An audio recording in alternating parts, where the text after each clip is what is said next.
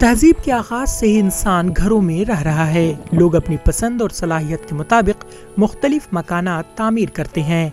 आसाम के इस दूर दराज गाँव में लोग बुलंद घरों में रह रहे हैं, जिसे आसामिया जुबान में चांग घर या टोंगी घर कहा जाता है। हालांकि देही बाशिंदों के अपने मकानात दूसरे लोगों की तरह हैं, लेकिन वो सदियों से इन घरों के करीब बनाए गए इन चांग घरों या ऊंचे घरों में रहते हैं। गोलाघाट और आसाम के कार्बी आंगलोंग जिला की सरहद पर वाक़े ब्रह्मारी पाथर गांव के बाशिंदों के लिए चांग घर में रहने के अलावा कोई दूसरा मुतबादिल नहीं है। इस दूर दराज गाँव के 35 खानदान मजबूरी में चांग घर में रहते हैं। जंगली हाथियों के मुसलसल हमले ने इस गांव के बाशिंदों को चांग घर बनाने के लिए मजबूर कर दिया है, जहां वो रात को सोते हैं।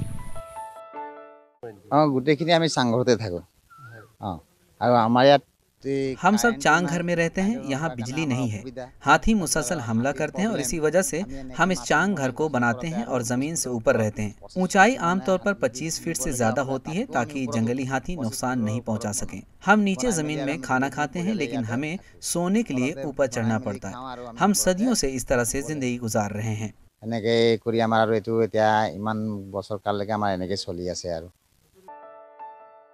गांव के तमाम 45 कुंबों ने चांग घर या टोंगी घर बनाए हैं, जो जमीन से कम 25 से 30 फीट बुलंदी पर वाक़े हैं, ताकि ये यकीनी बनाया जा सके कि हाथियों के झुंड इंसानों को नुकसान न पहुंचाएं।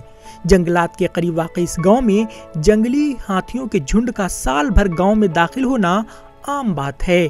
गांव के लोग शाम के वक्त चांग घर पर चढ़ जाते हैं और सुबह तक वहां क़याम करते हैं।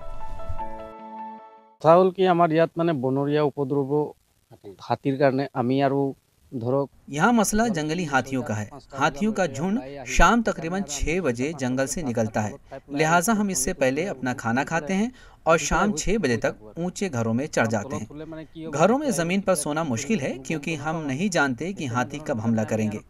इसलिए हर शख्स टोंगी घर पर चढ़कर सो जाता है। मेरे कुंबे में मेरी बेटी और बीवी है। हम यहाँ साल भर टोंगी घर में सोते हैं। यहाँ साल भर हाथियों के हमले होते रहते हैं। बाज़ औक़ात हमें लगता है कि हमें घरों में ज़मीन पर सोना चाहिए, लेकिन ये बहुत ख़तरनाक है। लिहाजा हमारे पास